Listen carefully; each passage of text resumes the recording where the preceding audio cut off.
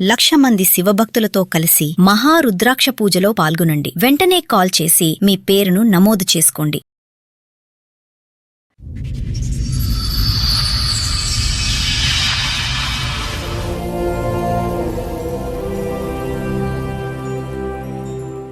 Marriage అయింది 7 years అయింది madam.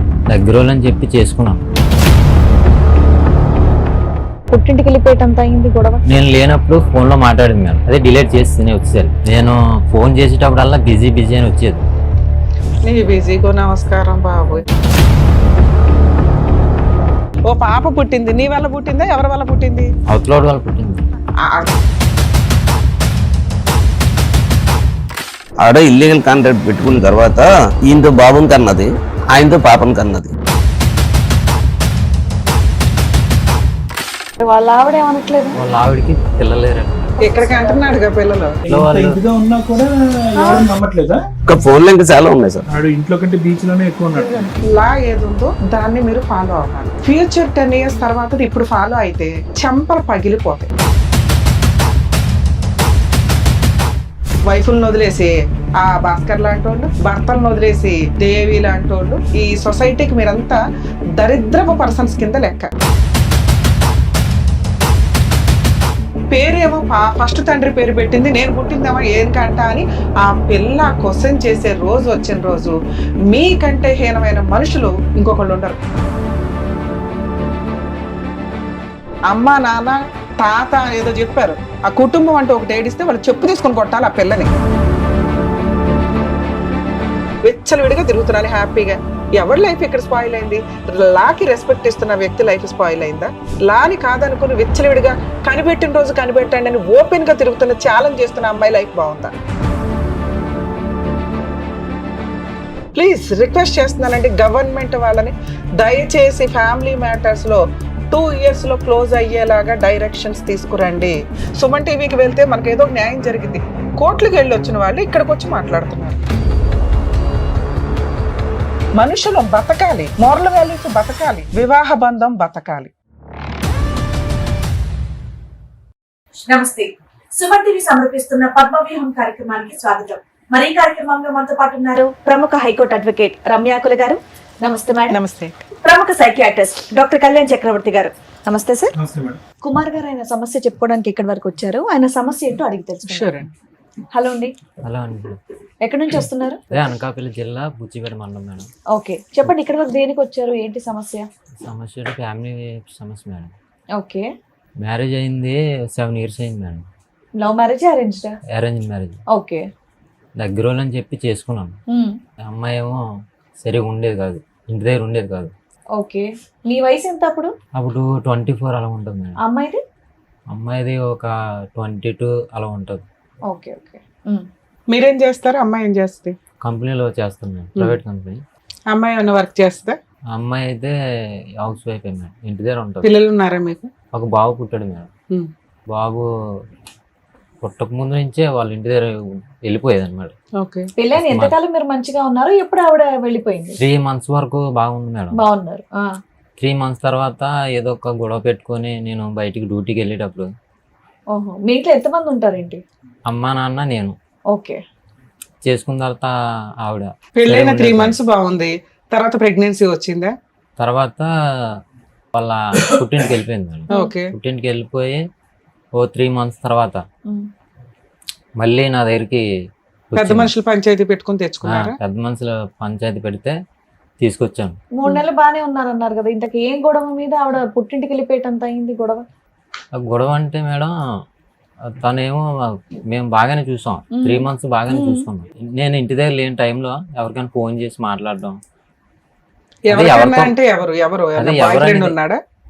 ఉన్నాడనేసి అప్పుడు అనుమానం ఉండేది నాకు. అది నిజమే అయిపోయింది ఇప్పుడు. అంటే ఎలా తెలిసింది, ఎవరనేది తెలిసిందా? నేను లేనప్పుడు ఫోన్లో మాట్లాడింది మేడం. అదే డిలీట్ చేసి వచ్చేసరికి, ఉండేటప్పుడు వచ్చేసరికి డిలీట్ చేసేది. ఒకసారి ఏమో నేను పక్కన ఉండగా ఫోన్ చేసింది. ఎవరు అడిగేసరికి కొద్దిగా దూరం వెళ్ళిపోయి నెంబర్ అది డిలీట్ చేసింది. చేసిన తర్వాత అది లేదు. ఇంకా అప్పటి నుంచి నా దగ్గర నీ ఎక్కడ దొరికిపోతున్నావు అనేసి నా దగ్గర ఉండట్లేదు అప్పటి నుంచి. బాబు పెళ్ళైనాక ఎంతకాలం ఉంది నీతో మొత్తంగా? మొత్తంగా అయితే మేడం 3 months ఒకసారి ఉంది మేడం. తర్వాత ఒక ఇంకో 3 months, ఇంకో 1 month. 1 month ఉంది. ఇప్పుడు విడిపోయి ఎంతకాలం అయింది మీరు? 6 years 5 years అవుతుందా దూరంగా ఉండి? దూరంగా ఉండి 4 years అవుతుంది మేడం. ఆ 3 years లో ఎన్ని సంవత్సరాలు కలిసి ఉన్నారు? ఎన్ని నెలలు కలిసి ఉన్నారు? నీ పెళ్ళి 7 ఏళ్ళు, విడిపోయి 4 సంవత్సరాలు, అవును మేడం. మధ్యలో 3 years అంటున్నావు. ఆన్ అండ్ ఆఫ్ ఒక 4 నెలలు చెప్పావు. ఇంకా ఎంతకాలం ఉంది? 3 months తర్వాత 1 month 1 month ఉంది. 1 month తర్వాత ప్రెగ్నెంట్ వచ్చింది. తర్వాత వచ్చిన తర్వాత ఇంకా రాలేదు, ఇంకా మన ఇంటికి రాలే. మా ఇంటికి రాలేదు. తర్వాత నా దగ్గర రాకుండా అక్కడే ఉండి ఏదో విధంగా నాతో వరగలుగా మాట్లాడడం, అంటే రోజు ఫోన్లో పోట్లాడుకున్నారు. నేను మళ్ళీ ఎప్పుడు వచ్చింది అనవసరంగా చేసుకున్నాను. మళ్ళీ ఎప్పుడు వచ్చింది ఇంటికి? అంటే బాబుకి పేరెట్టేటప్పుడు తీసుకొచ్చాం. వచ్చి ఎన్ని రోజులు ఉంది?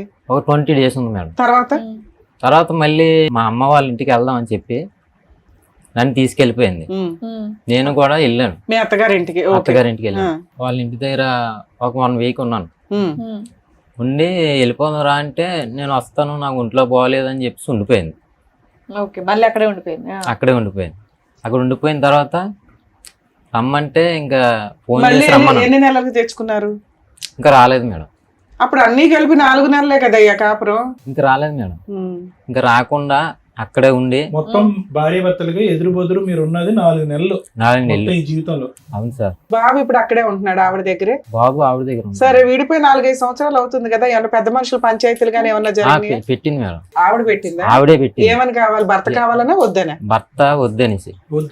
సరే, నువ్వు ఏదో ఒకటి తేల్చుకోవచ్చుగా మరి. అంటే నేను వద్దనేసి డైరెక్ట్ గా చెప్పకుండా మా ఆయన అనుమానిస్తున్నాడు. ఇలాగా నన్ను కట్నం తెమ్మని వేధిస్తున్నాడు. మా ఊర్లో స్టేషన్ ఉంది మేడం, ఆ స్టేషన్ లో కేసు పెట్టింది. అది బాబు పుట్టిన అప్పుడే మేడం ఆ టైంలో పెట్టింది. 1 year నేనే వాళ్ళ ఇంటికి వెళ్ళేవాడిని. వెళ్తే పెద్ద మనుషులు కూడా చెప్పారు, అది రావట్లేదు కదా నువ్వే వెళ్ళు అని చెప్పేసి తవ్వు పెడితే వెళ్ళాను. వెళ్తే రానిచ్చేవాళ్ళ ఇంట్లోకి? రానిచ్చేవారు మేడం. నన్ను వాళ్ళ ఇంటి దగ్గర ఉండమనేవారు, అంతేగాని ఆ అమ్మాయిని మా ఇంటికి పంపించేవారు. ఎందుకు నిన్న వాళ్ళ ఇంట్లో వెళ్ళరకం లాగా ఉండడానికి కారణం ఏంటి? ఉండమనటానికి ఆవిడకి రావడం ఇష్టం లేదు.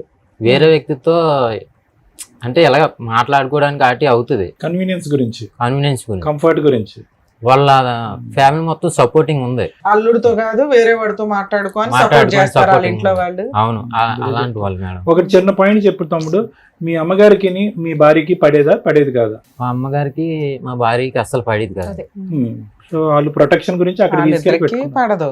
ఈయనక అనుమానం అయినా వెళ్తాడు, ఇంతేగా. ఇక్కడ ఎంత జరుగుతుంది? ఏం గొడవ పడేవారు మీ అమ్మగారు ఆవిడ? ఏ విషయంలో గొడవ పడేవారు? అసలు మా అమ్మ మంచిది కాదంట, కలిసి ఉండేదంట ఎవరిని. మీరు ఉన్నదే 4 నెలల్లో, ఇంకా ఆవిడ విడగొట్టింది ఎక్కడ ఉంది ఇందులో? ఈ బాబు పుట్టిన తర్వాత తగు పెట్టారు మేడం. తగు పెట్టాగా తగులు ఏం చెప్పారంటే ప్రెసిడెంట్ తీసుకొచ్చారు, మాజీ ప్రెసిడెంట్ తీసుకొచ్చి అతనేమో ఈ పిల్లల్ని మీరు సరి చూడట్లేదు, ఏదైనా ఆస్తి రాయండి ఇలాగా క్వశ్చన్ చేసి మమ్మల్ని అలాగా అనేవారు అనమాట.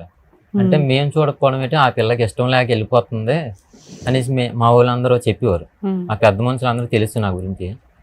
చెప్తే లేదు తప్పు ఆ పిల్లదే అనేసి అయినా సరే ఎవరో నమ్మేవారు కాదు. అయినా సరే ఆ తగు అయిపోయిన తర్వాత ఆ అబ్బాయినే మా ఇంటికి రమ్మానండి అని చెప్పేసి మళ్ళీ నేను వాళ్ళ ఇంటికి వెళ్ళేవాడిని.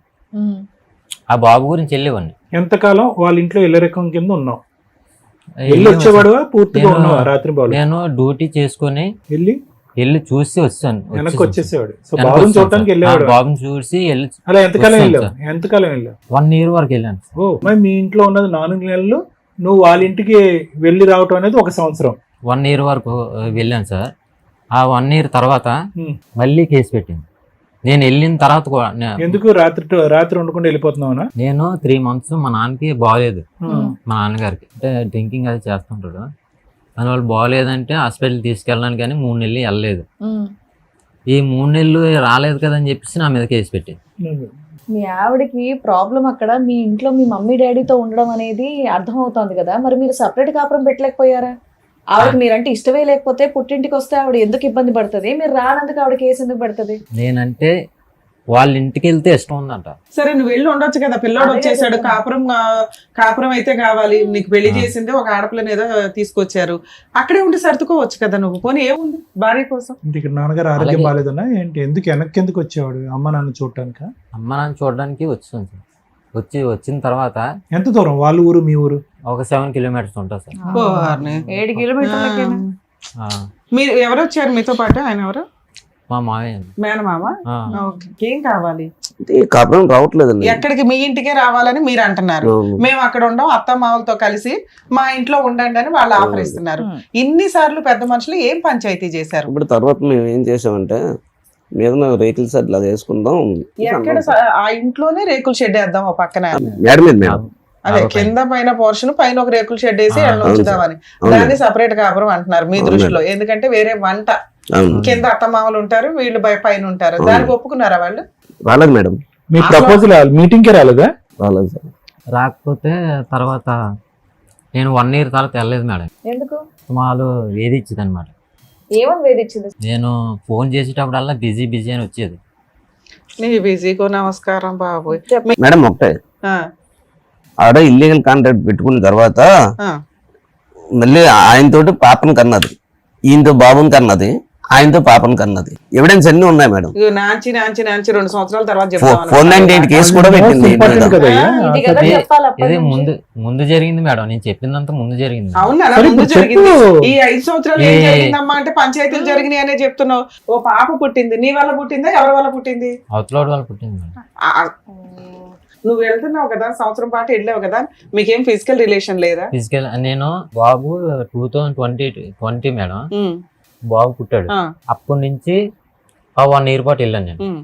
ఆ 21 నుంచి వెళ్ళాలా నువ్వు? వెళ్ళలేదు కదా, నా మీద కేసు పెట్టింది. మళ్ళీ 498 మళ్ళీ రావట్లేదు, మా ఆయన నన్ను అనుమానిస్తున్నాడు అలాగే అని చెప్పేసి కేసు పెట్టింది. ఇదంతా ఓకే. ఓకేనండి. ఆ పాపదేంటి పరిస్థితి? పాప వయసు ఎంత?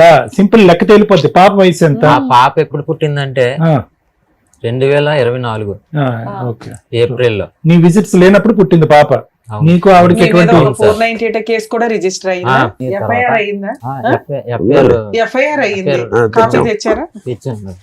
ఓకే, ఒక ఎఫ్ఐఆర్ అయింది. ఆ తర్వాత ఆవిడ ప్రెగ్నెంట్, ఒక పాప పుట్టింది. అవును. అతను పెళ్లి చేసేసుకుందా? సహజీవనమా లేకపోతే మామూలు సహజీవనంగా ఉంటుంది. ఇద్దరు కలిసి ఇద్దరు ఉంటున్నారా? కలిసి ఉంటున్నారు. మరి ఏదో పిలుచుకొని మ్యూచువల్ డైవర్స్ తీసుకోవచ్చు కదా, మీకేం కావాలి? అవునండి. అంటే Mutual divorce మేడం, కావాలంతే. నేను అడుగుతున్నాను ఇలాగా మామూలుగా నువ్వు వెళ్ళిపోయావు కదా, నేను ఏమనుకోను, ఎందుకని నేను చాలా నష్టపోయి ఉన్నాను అని నేను అంటే, లేదు నా సామానం కావాలి, బాబుకి ఏమైనా రాయాలి, అలాగైతేనే నేను డైవర్స్ ఇస్తాను లేకపోతే ఇవ్వను అని సరే, నువ్వు వేసుకోవచ్చు కదా కోర్టులో, డైవర్స్ కేసు వేసుకోవచ్చు కదా. వేసుకున్నాను మేడం. Okay, papers. వేసుకుంటే అది అవును మేడం. బాబు పాప ఉమ్. తర్వాత అతను పెళ్లి చేసుకుందా? లేదండి. లేదు సార్. Living illegal contract. ఆ ఇంట్లోనే ఉంటారా? ఒక ఇంట్లోనే ఉంటారా ఇద్దరు? ఇది వేరే ఇల్లు తీసుకుని చోడవరం దగ్గర అబ్బాయికి కూడా మ్యారేజ్ అయిందంట మేడం. అయితే పిల్లలు లేరంట. ఉమ్. మీరు ఎవరు పెద్ద మనుషులు డైరెక్ట్ గా వాళ్ళ ఇంటికి వెళ్ళి నిలదీలేకపోయారా? ఏంటమ్మా? చేసామండి. మరి ఏమన్నారు? ఒప్పుకోవట్లేదు అమ్మ. అంటే ఒప్పుకోవటం కాదండి, వాళ్ళు ప్రోత్సహిస్తున్నారా? అంటే ఆ ఇంట్లో వాళ్ళు ఇప్పుడు ప్రోత్సహిస్తారు. కోర్టులో కూడా ఒప్పుకోవట్లేదు మేడం. అవతలోడితో కలిసి ఉన్నట్టుగా ఒప్పుకోవట్లేదు. అవతలతో కలిసి ఉండేది ఏంటి? ఏ సెకండ్ ప్రెగ్నెన్సీ ఎలా వచ్చింది? పాప తండ్రి ఎవరు? ఏం పేరు రాశారు? ఇవన్నీ అడగాలి కదా ఇదే మీరు. కోర్టులో డిఎన్ఏ పెట్టామా? DNA టెస్ట్ చేసి నాకు డైవర్స్ ఇవ్వండి అనేసి మేము సో పెట్టాం. నీ పాప కూడా నీ బిడ్డే అంటది ఆవిడ. అలాగే రాసి పెట్టింది సార్. దానికి ఏమైంది? దీన్ని ఒప్పందం కౌంటర్ వేసేస్తున్నారు.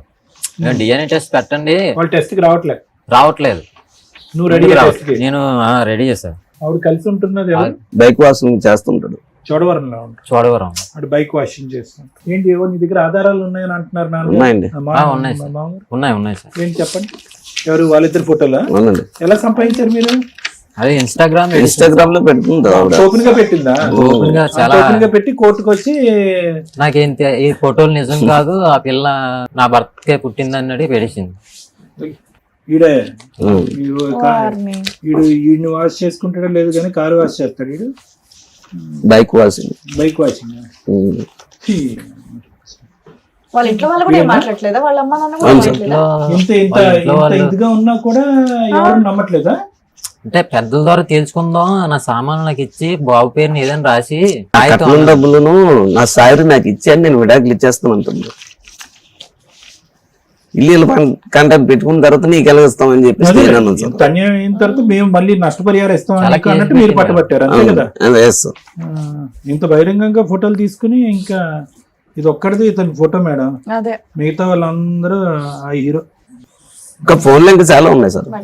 ఆడు ఇంట్లో కంటే బీచ్ లోనే ఎక్కువ ఉన్నట్టు. ఫోన్ చూపెట్టరు తమ్ముడు. ఈ ఫోటోలన్నీ ఎక్కడ దొరికినాయి మీకు? అవన్నీ Instagram Instagram లో. ఏంటి వాళ్ళు డైరెక్ట్ పోస్ట్ చేసుకున్నారు కూడానా? అవునండి. ఆవిడ ధైర్యం ఏంటండి? ఇంకో dress, ఇంకో blue నేను రంగులో ఆ ఉంది. ఫోటోలు చూసి నేను మ్యూచువల్ డైవర్స్ ఇదిగమ్మా. ఇవిడేంటి ఇచ్చేస్తాను. బుల్లెట్ కూడా నడుపుతుందా లేదంటే ఆడికి అడిగే బుల్లెట్?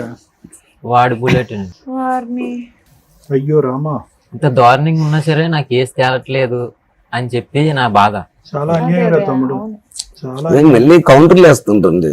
మళ్ళీ కౌంటర్లు వేస్తుంది, పాప డిఎన్ఏకి రావట్లేదు. అతనికి పెళ్ళైంది అన్నారు కదా, మరి వాళ్ళ ఆవిడ ఏమనట్లేదు? వాళ్ళ ఆవిడకి పిల్లలు లేరట మేడం. అని దేనికైనా ఇక్కడికి ఒప్పేసుకుందామా? అంటున్నాడుగా పిల్లలు. ఆ పిల్లలు లేకపోతే Yes, madam. ఆవిడని వదిలేశారనేసి తెలిసింది. బో ఇవిడు చాలా బిజీ మేడం. మీరైతే ఇవిడతో డివోర్స్ తీసుకోవడానికి రెడీగా ఉన్నారుగా? నేనైతే రెడీ మేడం. కోర్టులో కాకపోతే రన్ ఏం అవుతుంది మేడం. అనేసి. కోర్టులో రన్ అవుతుంది. ఇన్స్టాగ్రామ్ లో వీడియోలు చేస్తున్నాడు. అబ్బా బాబా. సార్ విన్నారుగా, మీరేమంటారు? అసలు ఎక్కడ ఇది అతకనటువంటి ప్రయాణం ఎందుకు మొదలైందో మనకు అయితే తెలీదు. ఎందుకు వ్యక్తిత్వాల పరంగా చూసుకున్నా అంటే కొన్ని ఫోటోలు మీరు చూశారు, చూసిన దాన్ని బట్టి వ్యక్తి యొక్క మనస్తత్వం ఎలా ఉంటుందని కొంతవరకు ఐడెంటిఫై చేయగలం. నేను కానీ మేడం వాళ్ళు కానీ చాలా వరకు ఏంటంటే నీలో చాలా నెమ్మదైనటువంటి మనిషి, అమాయకత్వం కనిపిస్తుంది. గొడవలు పెట్టుకుని ఆర్గ్యుమెంట్లు పెట్టుకుని కోర్టులు తిరిగి పోలీస్ స్టేషన్ తిరిగేటటువంటి మనస్తత్వమే కాదు నేను. కాదండి. ఆ అమ్మాయిని చూస్తుంటే కనుక చాలా ష్రూడ్గా కనిపిస్తుంది. అంటే చాలా యాక్టివ్గా, చాలా డామినెంట్గా, దేనికన్నా నేను రెడీ అన్నట్టుగా అనిపిస్తుంది. అంటే అమ్మాయి ఎంతవరకు ఏ తప్పు చేస్తుంది అనే దాని గురించి నేను మాట్లాడట్లేదు, కానీ చాలా డైనమిజం అనేది కనిపిస్తుంది ఆ అమ్మాయిలో. ఎంత కాదనుకున్నా కూడా ఒక 5-6 years బ్యాక్ వెనక్కి వెళ్తే కనుక నువ్వు ఇంకా సన్నంగా బక్కగా ఉండుంటావు, ఇంకా అమాయకంగా ఉండుంటావు.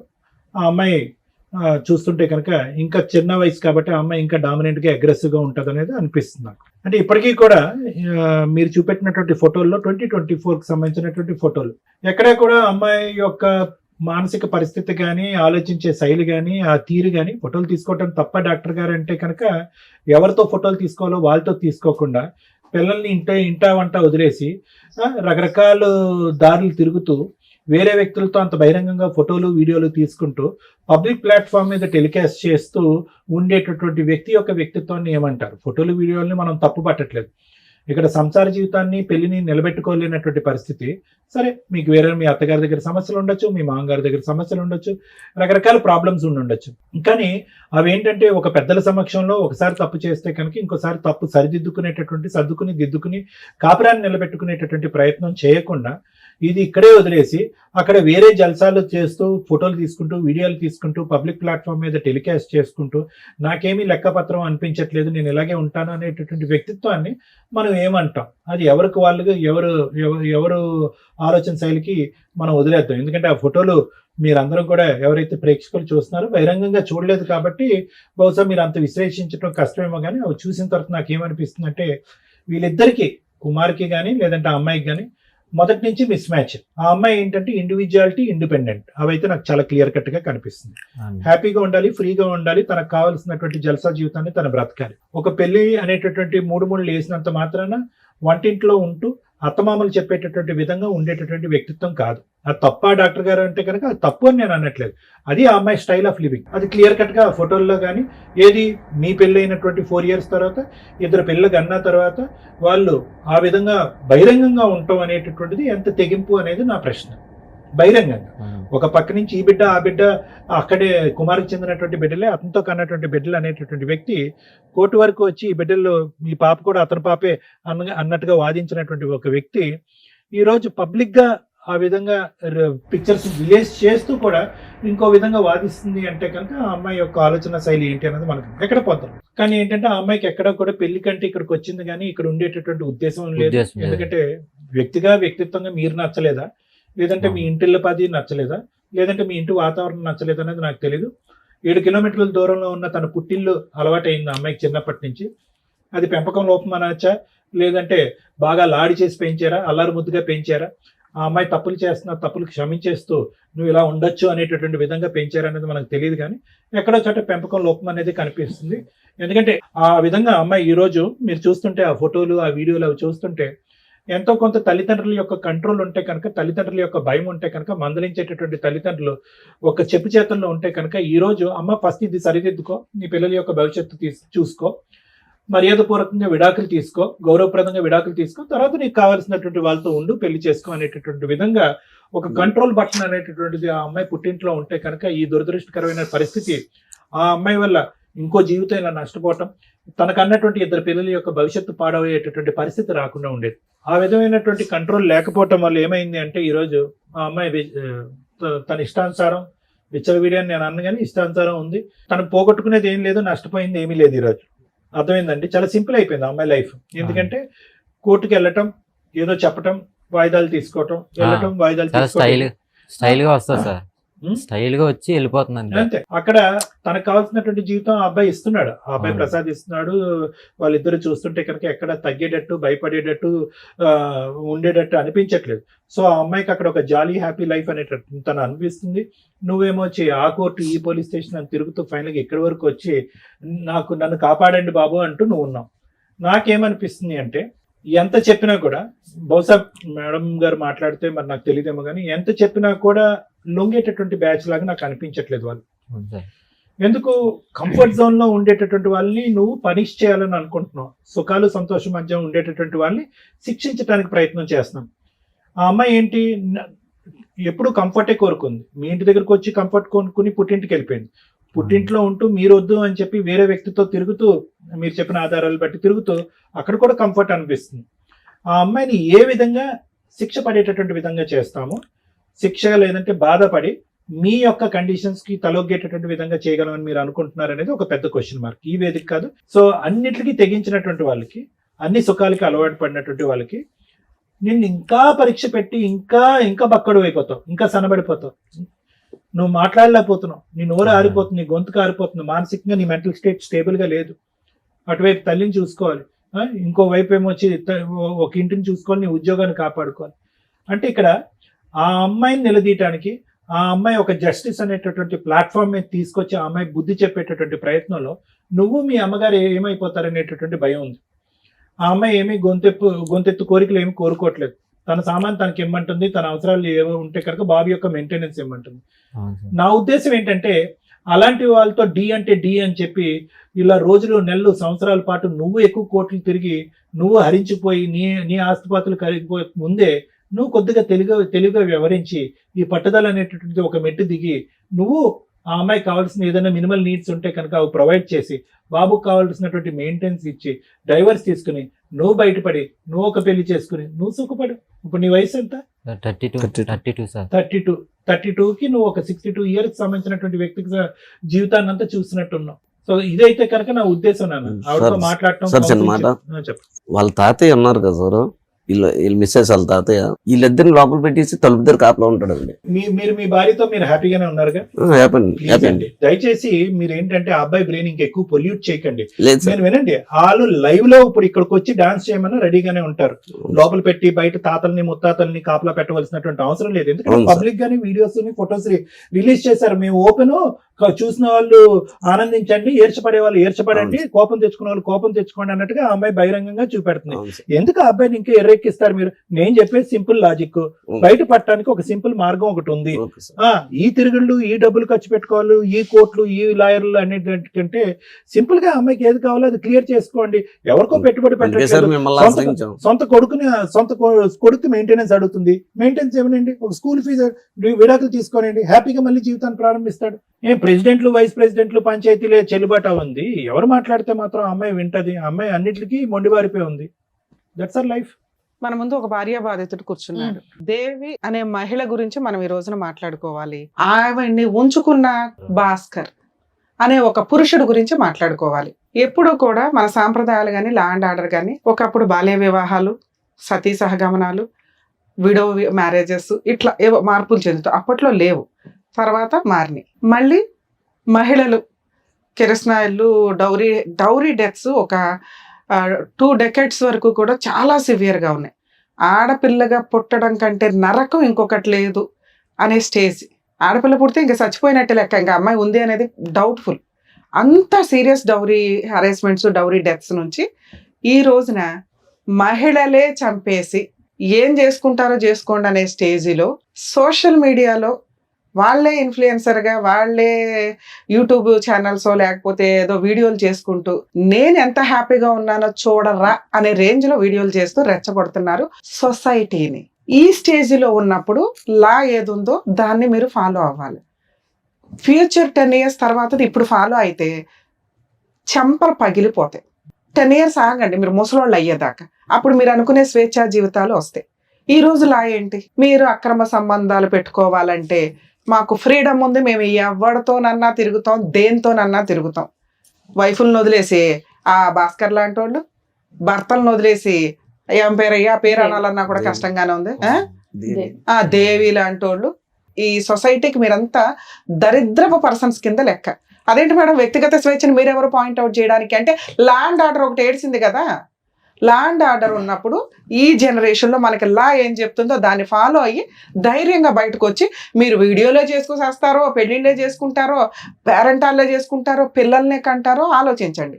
ఈ టైంలో మీరు లాకి రెస్పెక్ట్ ఇవ్వకుండా మీరు ఏం చేసుకుంటారో చేసుకోండి అని విచ్చలవిడిగా ఎవరినో పెళ్లి చేసుకోనో లేకపోతే సహజీవనం అని లైసెన్స్ ఇచ్చేసింది కాబట్టి పిల్లల్ని కనేసి ఆ పిల్లల్ని తీసుకొచ్చి సొసైటీలో ఏమని చెప్తారు? రేపటి రోజున వాళ్ళు ఎలా పెరుగుతారో తెలుసా? వాళ్ళ ఆలోచన విధానాలు ఎలా ఉంటాయో తెలుసా? కరెక్ట్ తల్లిదండ్రులు లేక తల్లి ఎవరితో తిరుగుతుంటే ఆడిని నాన్న అని పిలవాలో లేదో వాళ్ళకి పూర్తిగా తెలియదు. చిన్నపిల్లలు కాబట్టి పిలుచుకుంటూ వెళ్తారు. ఒక ఏజ్లో వాళ్ళకి తెలుస్తుంది అతను సొంత తండ్రి కాదు అని పిల్లడికి తెలుస్తుంది. మా అమ్మకి విడాకులు అవ్వకుండానే పేరేమో ఫస్ట్ తండ్రి పేరు పెట్టింది, నేను పుట్టిందేమో ఏనికంట అని ఆ పిల్ల క్వశ్చన్ చేసే రోజు వచ్చిన రోజు మీకంటే హీనమైన మనుషులు ఇంకొకళ్ళు ఉండరు. కరెక్ట్ జనాలు ఉన్నారో లేదో నాకు తెలియదు. అమ్మ నాన్న తాత ఏదో చెప్పారు, ఆ కుటుంబం అంటే ఒకటి ఏడిస్తే వాళ్ళు చెప్పు తీసుకొని కొట్టాలి ఆ పిల్లని. నాన్న మనం సొసైటీలో తలెత్తుకొని తిరగాలి, అతను వేస్ట్ ఫెలో నీ భర్త, రూపాయి కూడా పెట్టడు, మీ అత్త మామ గయ్యాళి గంపలో, ఇట్లాంటి వాళ్ళు మనకొద్దు విడాకులు ఇచ్చేద్దాం అని ఇచ్చేసి నువ్వు ఏదైనా చేసుకొని ఉంటే ఈ రోజు నీ తరపున నీ పిల్లోడి తరపున మాట్లాడడానికి ఉండేది. ఇలా ఉన్న అమ్మాయిలు ఆలోచించుకోండి, మిమ్మల్ని చాలా దారుణంగా అసహించుకోవచ్చు, డౌటే లేదు. ఎవరన్నా అసహించుకుంటారు. అలాంటి క్యారెక్టర్స్ తోటి మీరు హ్యాపీగా బతికాము అనుకుంటే ఈ రోజున మాతో పాటు మా వ్యూవర్స్ అందరూ మిమ్మల్ని చూశారు, ఇలాంటిదా ఈ అమ్మాయి, ఇలాంటి కూడా అబ్బాయి అనుకుంటారు. నెక్స్ట్ ఇందులో ఇంకా మహాతల్లులు ఉంటారు, కాంపెన్సేషన్ ఈ రేంజ్లో అడుగుతూ ఉంటారు. మీరు ఇంకా వరస్ట్ తల్లి, చేసేదేమో పనులు, అడిగే కాంపెన్సేషన్ ఓ రేంజ్లో ఉంటాయి. లా అండ్ ఆర్డర్ నిజంగా ఎవరైనా సర్వే చేస్తూ ఉంటే ఒకసారి మేము ఈ ఎపిసోడ్లు చేసేటప్పుడు వీళ్ళందరి దగ్గర అఫిడవిట్స్ తీసుకుంటూ ఉంటామండి. మా ఛానల్స్ని కాంటాక్ట్ అయ్యి ఎంతమంది ఇట్లా సఫర్ అవుతున్నారో మీరు రిపోర్ట్ తీసుకున్నా కూడా దెబ్బకి లా అండ్ ఆర్డర్లో చేంజెస్ వచ్చేస్తాయి. ఇవన్నీ రియల్ కేసుల్లో, సరే ఫేక్ కేసుల్లో మీరు ఏదనుకున్నా కూడా, ఎందుకంటే పాపం వీళ్ళందరూ మళ్ళీ సఫర్ అవ్వకూడదు బయటికి వెళ్ళి. ఇవి నిజాలు అని మేము ఎవిడెన్స్తో ఇస్తే చట్టాలు మార్చాల్సిన పరిస్థితి వస్తుంది. ఎందుకంటే ఇవన్నీ దగ్గర 12 years నుంచి ఇట్లాంటి ఎపిసోడ్లు చేస్తున్నాం. వరస్ట్ దిగజారుతున్నాయి. మీరు అబ్జర్వ్ చేస్తున్నారా?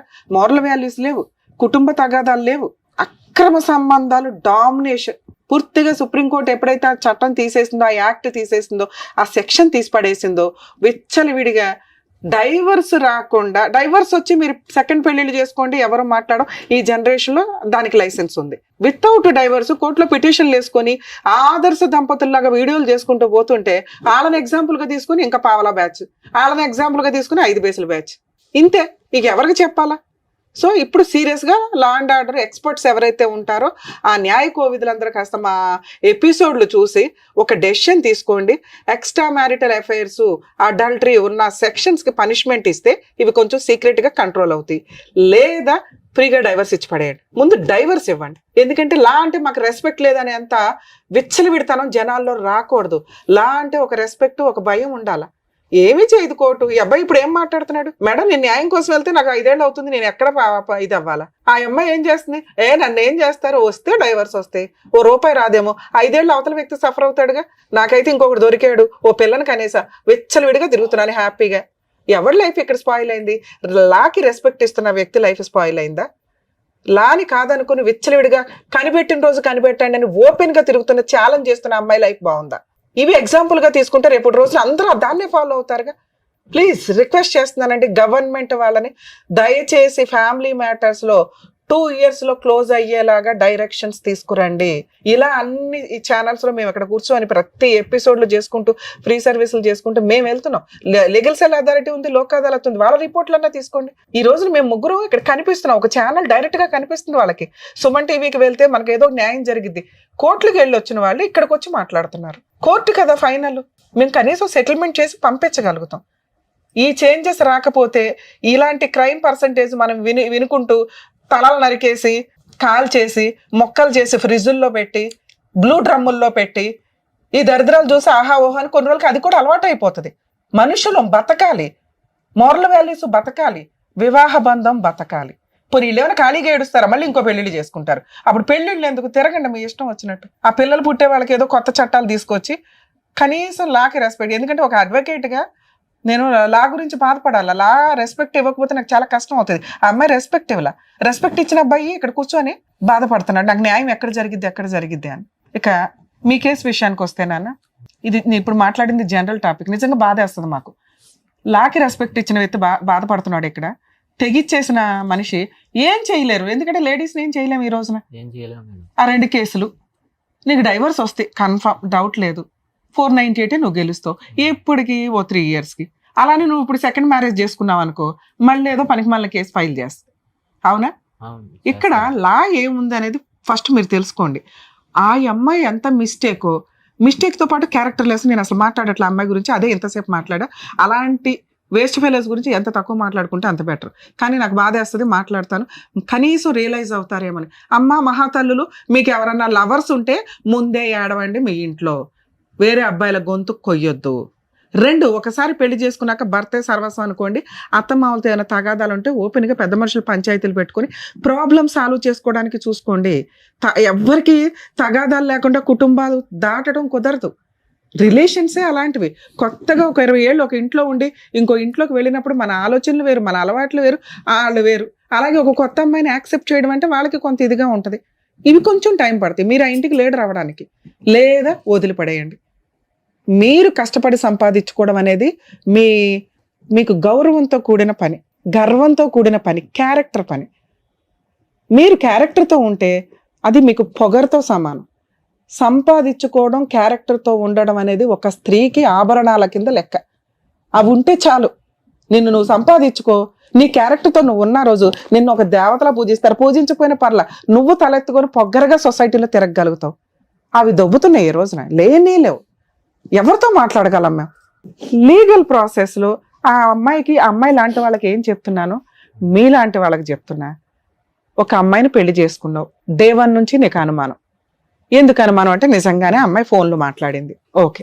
అయినా నువ్వు యాక్సెప్ట్ చేసి ఒక పిల్లాడిని కన్నావు. నిన్ను నమ్ముకొని ఓ పిల్లాడు సొసైటీలోకి వచ్చేసాడు. తప్పు నువ్వు చేసావు, ఎవరినో తగులుకొని వెళ్ళిపోయావు. నువ్వు మెయింటెనెన్స్ ఇవ్వవు, ఏం చేసుకుంటావు చేసుకొని తెగిచ్చేసావు. అప్పుడు ఆ అమ్మాయి కామన్గా ఏం చేస్తుంది? భర్త నువ్వే కావాలని మీ ఇంటి ముందు నిరాహార దీక్ష చేయడం, వాళ్ళకి మహిళా సంఘాలు ఏవో ఉంటే, లేదా లా అండ్ ఆర్డర్ కొంచెం 4 కేసులు వేసుకోవడానికి ఉంది. తిరిగి మహిళలు మెయింటెనెన్స్ వసూలు చేసుకోవడానికి 2-3 years పడుతుంది. ఆ ఇచ్చే పావలా మెయింటెనెన్స్లకు ఈ లోపు లాయర్ ఫీజులు, మెంటల్ టెన్షన్, కోర్టు చుట్టూ తిరగడం. అందుకే అంటున్నా, మీరే సంపాదించుకోండి. ఈ ముష్టిల కోసం తిరగొద్దు, డిప్రెషన్ వచ్చేస్తుంది. కూలి పని చేసుకుని ఇంట్లో ఎవరి పనులు చేసుకున్నా కానీ 10-15 వేలు వస్తాయి. 2, పిల్లల హక్కు ఒకటి ఉంటుంది ఇక్కడ నువ్వేం మాట్లాడుతున్నావంటే ఆ అమ్మాయి తప్పు చేసింది, ఆ అమ్మాయి క్యారెక్టర్ లెస్, ఆ అమ్మాయి ఒకరిని తగులుకొని వెళ్ళిపోయింది. ఆ అమ్మాయి 2022లో నా మీద 498 కేసు వేస్తే నేను కలిసి లేను. ఎవిడెన్స్, అది ఫస్ట్ ఎవిడెన్స్. మీ మీద 22లో 498 మీ ఫ్యామిలీ మెంబర్స్ మీద కేసు నడుస్తుండగా మీరిద్దరూ కలిసి ఉన్నారనేది ఎక్కడ ఎవిడెన్స్ లేదు. వాళ్ళు వేసిన కౌంటర్లో మీరు డైవర్స్ కేసు ఆ అమ్మాయిని రెస్పాండెంట్ 1, రెస్పాండెంట్ 2 అని అబ్బాయిని పెట్టి వేశారు. అలాగే DNA టెస్ట్ కోసం మీరు ఒక పిటిషన్ వేశారు. అందులో వాళ్ళు ఏం చెప్తున్నారు, చాలా కామన్గా చెప్పారు మేడం. రెస్పాండెంట్ 2తో రెస్పాండెంట్ 1 2024లో పాపను కనింది అనేది అబద్ధం, నీ దగ్గర ఏమి ఎవిడెన్స్ ఉంది? నవ్వొచ్చింది ఆ కౌంటర్ చూస్తే. వాళ్ళ ధైర్యానికి మెచ్చుకోవాలి. బేసిక్ ఎవిడెన్స్ 2022లో 498 వేసి మీరిద్దరూ కలిసి ఉన్నారనే పాయింట్ కౌంటర్లో చెప్పాల. నిజంగా వీళ్ళిద్దరూ కలిసి ఉండి మీరిద్దరూ కలిసి ఉన్నారు, రెస్పాండెంట్ 2 అనేవాడు ఫేక్, అసలు సంబంధం లేదు, నువ్వు పలానా రోజు ఇంటికి వచ్చి పడుకున్నావు ఆ అమ్మాయితో అని నువ్వు ఒక ఎవిడెన్స్తో రాసి ఉంటే బాగుండేది. 2022లో నువ్వు 498 కేసు ఫైల్ చేసి కోర్టులో కేసులు నడుస్తుంటే ఆ అబ్బాయి ఒక డైవర్స్ కేసు వేస్తే 24లో డైవర్స్ వేసాడు, నువ్వు 24లో పిల్లని ఎట్లా కంటావు? కనీసం ఆ పాప కోసం మెయింటెనెన్స్ కేసు వేయలే అమ్మాయి. ఎందుకు వేయలేదు అంటే తెలుసు కోర్టు తోలు తీస్తుంది అని. మీరేసిన డైవర్స్ కేసులో ఆవిడ మాట్లాడుతుంది, మీరేసిన డిఎన్ఏ టెస్ట్ పిటిషన్లో అమ్మాయి మాట్లాడుతుంది, మాకేం సంబంధం లేదు, R2కి R1కి ఏం సంబంధం. R1 అంటే రెస్పాండెంట్ 1 మీ వైఫ్, రెస్పాండెంట్ 2 అంటే ఆ అబ్బాయి. సో వీళ్ళకి సంబంధం లేదు, పాప 24లోనే పుట్టింది కానీ వాళ్ళిద్దరికీ సంబంధం లేదు. నువ్వు తండ్రిగా ఎక్కడ చెప్పాలా, మీరు అది అబ్జర్వ్ చేయాలా, మీ పేరు పెట్టారంతే బర్త్ సర్టిఫికేట్లో. ఇవి బేసిక్ ఎవిడెన్స్లు నాన్న. 2022లో 498 పెట్టినప్పుడు 24లో పాప ఎప్పుడు పుట్టింది, 24లో డైవర్స్ నడుస్తుండగా, అర్థమవుతుందా? సో అది మీరు కేసు గెలవడానికి ఉపయోగపడుతుంది. మీకు న్యాయం కావాలంటే న్యాయం కోసం కోర్టులో పోరాడాల్సిందే. రెడీమేడ్ న్యాయాలు మన ఇండియాలో దొరకవు. న్యాయం కావాలా, దరిద్రం వదలాలా, ఈ రెండు వేరు. న్యాయం కావాలి అంటే మీరు ఇంకొక 2 years ఫైట్ చేయండి, 498 కేసు మీరు గెలుస్తారు, డైవర్స్ కేసు మీరు గెలుస్తారు. లేదు మేడం మాకు ఫాస్ట్ గా కావాలంటే ఈ 2 పిటిషన్స్ హైకోర్టుకి మూవ్ చేయండి, స్పీడీ ట్రయల్ డైరెక్షన్ పిటిషన్ వేసుకుంటే రెండిట్లోనూ మీకు ఓహో ఈ అమ్మాయికి పెళ్లి అయిపోయి ఇంకొకరితో ఉందా, ఇతను ఎందుకు కోర్టు చుట్టూ తిరగాలి, 4 months లో 6 months లో కేసు క్లోజ్ చేయండి అని డైరెక్షన్ ఇస్తారు. ఇలాంటి ఎవిడెన్స్ ఉన్న కేసులు 2024 మ్యాటర్ 25 మ్యాటర్లో హైకోర్టుకి వెళ్ళకండి, స్పీడీ ట్రయల్ కోసం ఇవ్వరు. మినిమం 2 to 3 years పెండింగ్ ఉన్న కేసుల్లో లేదా ఇలాంటి ఎవిడెన్స్ ప్రాపర్ కుప్పలు దెప్పలు ఉన్నాయి పిల్లడి దగ్గర, అలాంటి కేసుల్లో హైకోర్టు స్పీడీ ట్రయల్ ఆర్డర్ ఇస్తుంది. అంటే దానికి కొంచెం ఖర్చు అవుతుంది, ఎంత చిన్న లాయర్ని పెట్టుకున్న హైకోర్టులో మీకు అదొక ఫీజు. 2 తప్పు చేసింది అమ్మాయి, అర్థమవుతుందా, మీ బాబు కాదు. బాబుని పోషించటం అమ్మాయికి ఎంత బాధ్యత ఉందో మీకు అంతే బాధ్యత ఉంది. వాడు మేజర్ అయ్యేదాకా మెయింటెనెన్స్ ఇవ్వాలి. ఆ అమ్మాయి అడగలేదు ఇప్పటిదాకా, ఎటువంటి పిటిషన్ వేయలే. ఇంటీరియం మెయింటెనెన్స్ కోసం వేసిందా? బాబుకి మిమ్మల్ని అడుగుతుంది, అవునా, ఎవ్రీ మంత్ పేమెంట్లు చేయమని. ఇలాంటి పాపకి కూడా 5,000 ఇమ్మని రాసింది, పిటిషన్ వేయలే. కౌంటర్ వేరు నాన్న, కౌంటర్ అంటే సమాధానం. కౌంటర్ లో అడిగినంత మాత్రం, కౌంటర్ లో సమాధానం వేసినంత మాత్రం కోర్టు ఆర్డర్ ఇవ్వదు, అర్థమవుతుందా? దానికి ఒక రిలీఫ్ కోసం పిటిషన్ వేయాలి. ఆవిడ అటువంటి పిటిషన్ ఏం వేయలే. మీ డిఎన్ఏ టెస్ట్ లోను నెక్స్ట్ మెయిన్ కేసు కౌంటర్ లోను రాసింది నాకు 2 పిల్లలకు మెయింటెనెన్స్ ఇవ్వమానండి అని, అర్థమవుతుందా? ఇలాంటి ప్రాసెస్ లో ఆ అమ్మాయి అడగడానికి అవకాశం ఉంది. ఒక సుప్రీంకోర్టు మరి అక్కడ ఏ మేధావులు కూర్చుంటున్నారో నాకు అర్థం కాలేదు, కానీ ఆ టాపిక్ నేను అస్సలు మాట్లాడకూడదు అనుకున్నా. ఎందుకంటే ఎక్స్ట్రా మ్యారిటల్ అఫైర్స్ ఏవైతే ఉన్నాయో అవి లైసెన్స్డ్ అనే మాట ఎంత అద్భుతంగా జనాల్లోకి వెళ్ళిపోయిందో, ఇంకొక కొత్త మాట వచ్చింది, డిఎన్ఏ టెస్టులు లేవు, ఇబ్బంది చేశాడు కదా, మీరు ఓడిపోయినట్టు కాదు. అయితే మేడం కోర్టు డిఎన్ఏ పర్మిషన్ ఇవ్వదు. నడిచేటప్పుడు ఆగస్ట్ లో అనుకుంటా, మొన్న 2025 ఆగస్ట్ లో కౌన్సిలింగ్ ఇస్తా అన్నారు, అదే మధ్యవర్తిగా ఒక పెడితే అతను ఏమన్నాడంటే, మీరు ఏంటి కలిసి ఉంటారా విడిపోతారా, మీరు కలిసి ఉండేది అయితే కాదు, మీ ఇద్దరిదే సమస్య నాకు తెలుసు, అమ్మాయికి ఎంతో కొంత ఇచ్చాయి. ఆ అమ్మాయి ఎంత అడిగింది ఫుల్ అండ్ ఫైనల్ సెటిల్మెంట్ గా? అంటే ఆ అమ్మాయి అడుగుతుంది కదా, పెట్టినవి అన్ని అడుగుతుంది కదా, అవి ఇచ్చేయండి ఇచ్చేస్తుంది అనేసి అంటుంది కదా అని చెప్పేసి అన్నారు. అంటే నేను అన్నాను, సార్ నన్ను చాలా కేసులు అవి పెట్టిందండి. బాబు నేను అదే చెప్తున్నాను, మీరు ఇక్కడ నిజాయితీగా మాట్లాడారు కాబట్టి ఈ జనరేషన్ లో ఉన్న లా ప్రకారం బాబుకి మీరు మెయింటెనెన్స్ కట్టాలి, ఆ అమ్మాయికి రూపాయి ఇవ్వాల్సిన అవసరం లేదు, ఆ అమ్మాయి గోల్డ్ గానీ సర్టిఫికేట్ గానీ మీ దగ్గర ఏమీ లేవు అనే విధంగానే ఫైట్ చేసుకోండి, మీరు గెలుస్తారు. దీనికి లాయర్ ఖర్చులు అవుతాయి, కొంచెం టైం పడుతుంది. మీకు న్యాయం కావాలంటే ఇలా వెళ్ళిపోండి, ఇంకా మాట్లాడలేవు డిస్కషన్.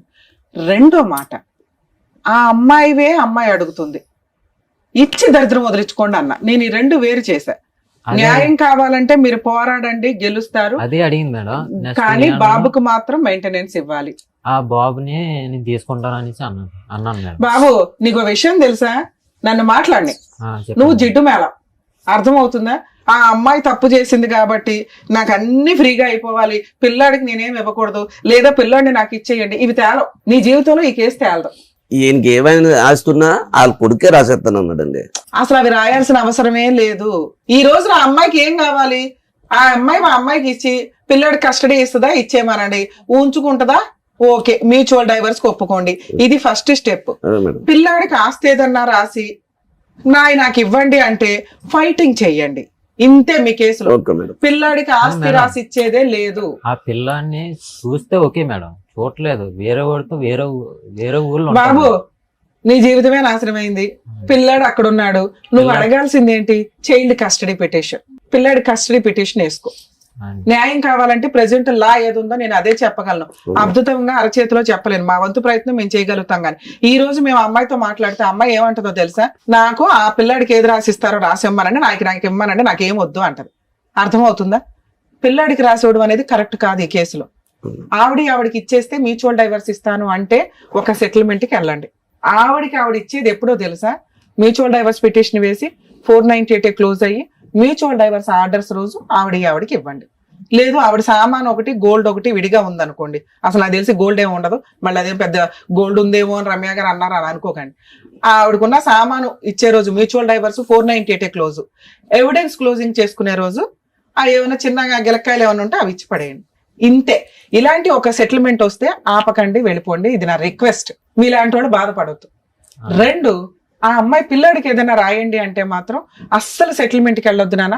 ఆడతా పాడతా ఫైట్ చేయి. అవే వేసిందే 2 కేసులు, ఒకటి నువ్వేసో ఒకటి ఆవిడ వేసింది, అన్ని గెలుస్తావు. అలాంటి అమ్మాయికి ఇచ్చే కంటే కూడా మీరు ఇది ప్రొసీడ్ అవ్వడం బెటర్. ఇంకొకటి నా రిక్వెస్ట్, చైల్డ్ కస్టడీ పిటిషన్ వేసుకోండి. చైల్డ్ కస్టడీ డైవర్స్ కేసులోనే వేసుకోవచ్చు కూడా మీరు. లేదా పిల్లాడు వేరే చోట ఉంటున్నాడంటే మీ ఇద్దరు ఉండేది 7 కిలోమీటర్స్, అంటే ఒకే జ్యూరిస్డిక్షన్. అందులో చైల్డ్ కస్టడీ పిటిషన్ ఒకటి వేస్తే పిల్లాడి కస్టడీ విజిటేషన్ రైట్స్ మీకు ఇవ్వడం స్టార్ట్ అవుతుంది. ఎప్పుడైతే విజిటేషన్ రైట్ స్టార్ట్ అవుతుందో ఖచ్చితంగా అమ్మాయి ఇప్పుడు మనం అన్న ఫిగర్ దగ్గర సెటిల్మెంట్కి వస్తుంది.